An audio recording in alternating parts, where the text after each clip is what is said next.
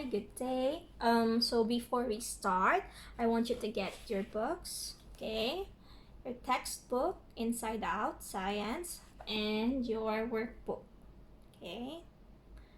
Get your book, have it with you before you continue watching, okay?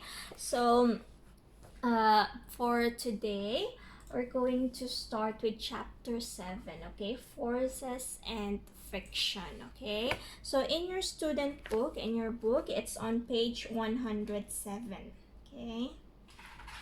Okay, page 107, force chapter 7, okay? Page 107, okay? So it's forces and friction. So for today, we're going to study about resultant force, okay? And forces in general, okay? So these are the objectives, okay? So we start with how do we measure force, okay? But first we have a recall box, okay? We have to recall what is a force and what are the effects of forces, okay? So this topic you should have studied already. Force is a push or a pull, okay? Force is a push or a pull, and it has effects, okay? What are the effects of forces? Forces can change the shape of an object. If you apply force to an object, you can change the shape of it.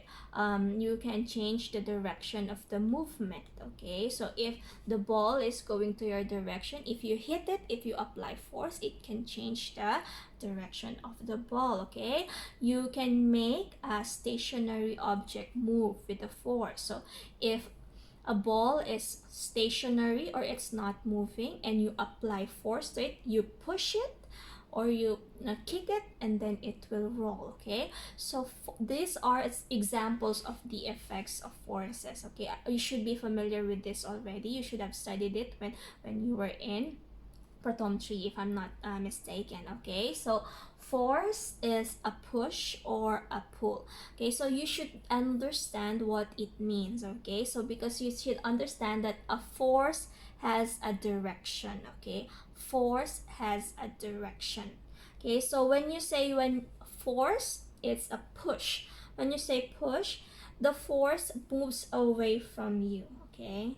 So when you push something, force is going away from your body, okay? Push.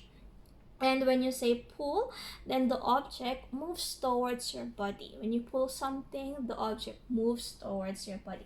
So these are examples, okay? If you're going to look at the girl, she's pushing a trolley in the supermarket, okay? So when you push the trolley, it moves away from you, okay? And this boy is pulling the leash from the dog, okay? So the object moves towards you, okay? I hope you understand that force has direction, okay? Force has direction, okay? And then we have to also understand that force has a size, okay? So the heavier the object, the greater the force needed to move it. Okay, so for example, this dumbbell, these are heavy. So you need to exert more force for you to be able to lift them from the floor, okay? And this one, if you want to throw the rock, okay, when you throw the rock, if you want it to move further, then you have to exert more force, okay? And before you can throw it, you have to exert force as well, okay? So force has a size, okay? And then we have to understand that we can use a spring scale or a spring balance. This one is a spring scale or a spring balance to measure the strength of the force, and the strength of the force is in Newton, okay? I hope you already studied it when you were in Proton 3 or Proton 4 about the spring balance and how to measure force, okay? So if you're going to look at the example, for you to be able to move, then you can read on the spring scale. When we go to class, when you open the semester, I'm going to show you a spring scale, okay? But you can also look for videos in the internet to be familiar with the spring scale, okay? So when you pull, you can read how much in Newton you have to exert to be able to move the block, okay?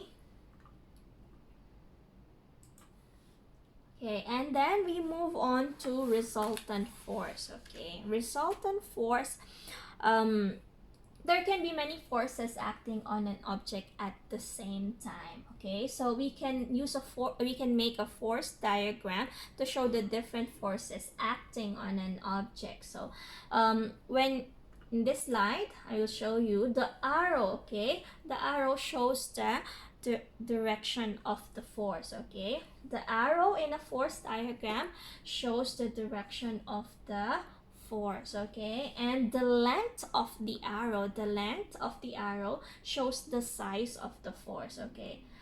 Let's go back here. See the direction, it shows that this force is going to the left and this force is going to the right. And the length, you see, this one is shorter and this one is longer, okay? This arrow is longer, this arrow is shorter. So this one, it means that it has more force, okay? And this one is less force, okay? Let's go back. Now, on the picture below, it says that Mint is using a force of 90 newtons to pull the rope, while Phi is using 80 newtons, okay? And they are pulling the rope in opposite direction.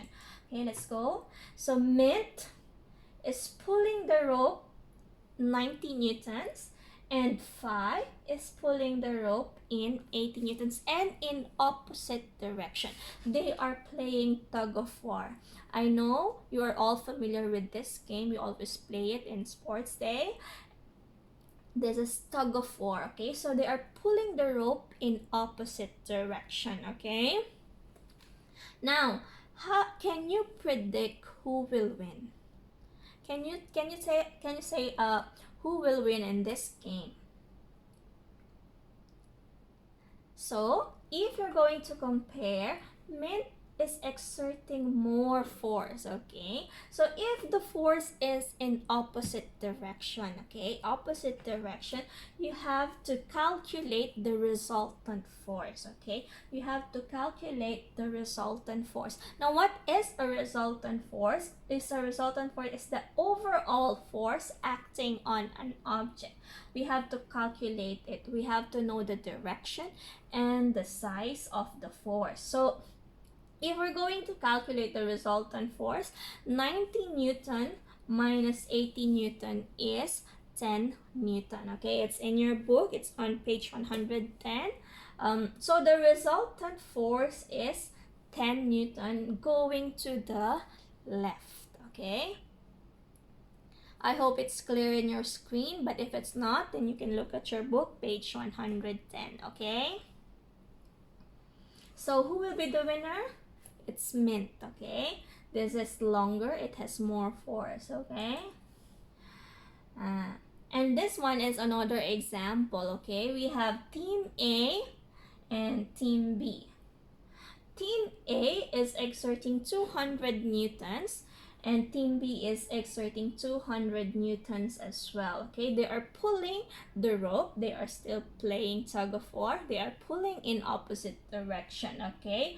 So what will be the resultant force and who will be the winner? Is it Team A or Team B?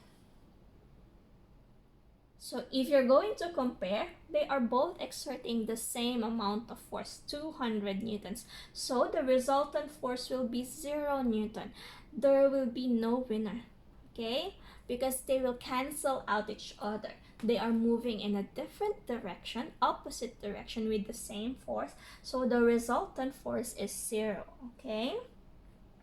So the object or the rope will stay in the same place. It will not move, okay? Do you understand? Hope you understand, okay?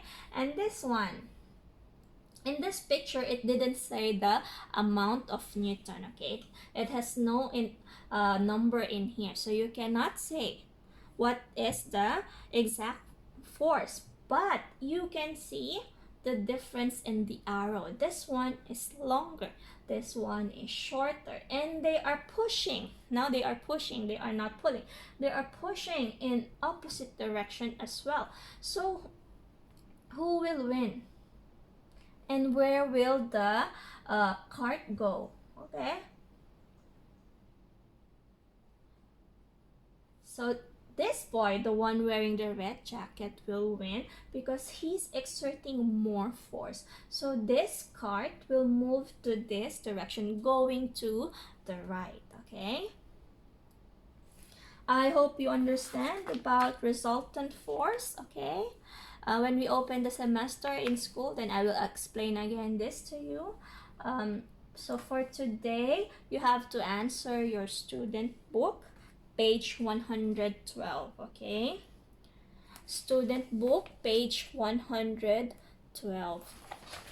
Okay, for number 1, which of the following is true? You're going to tick. Just tick the correct statements. If it's not correct, then leave it.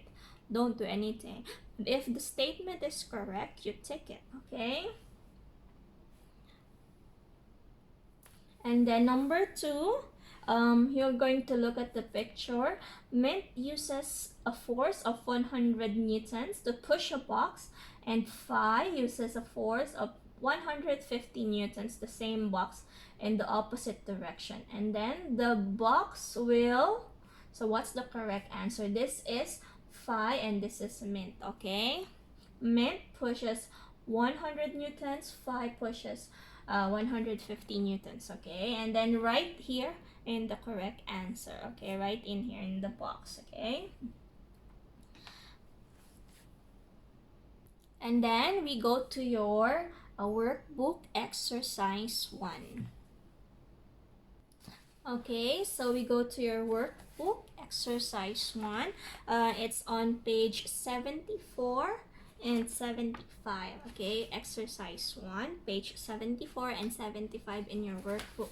So for number 1, Chan and Ning are pushing a box. The force that Chan exerts on the box is 100 newtons. The force that Ning exerts on the box is 70 newtons. In the diagram below, draw arrows to show the forces that Chan and Ning exert. So you have to draw arrows on the boxes here on to show the direction of the force. Okay, and you have to mind as well the length of the arrow. Okay, so who is exerting more force, then you have to draw a longer arrow. Okay, and for number 2, Phi exerts a downward force of 250 newtons on the seesaw. Mint exerts a downward force of 230 newtons on the seesaw. In the diagram below, draw arrows to represent the forces exerted by Phi and Mint on the seesaw. Okay, so you have to draw arrows. Okay, draw arrows showing the forces. Okay, and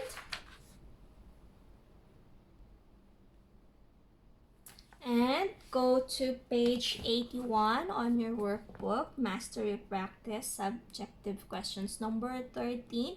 Okay, so you answer page 81. Okay, so Chan and Phi are playing a game of tug of war as shown below. Chan exerts a force of 100 newtons, Phi exerts a force of 120 newtons. So you have to draw and label the arrows to show the forces that they exert.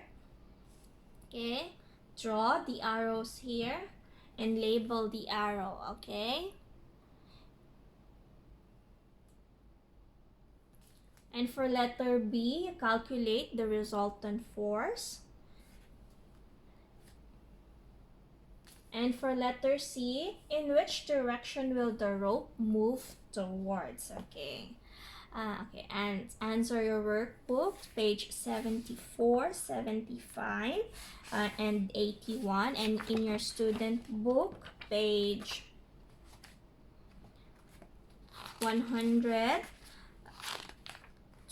Okay, so this is it for today. I'll see you again next time. Stay home, stay safe. Bye.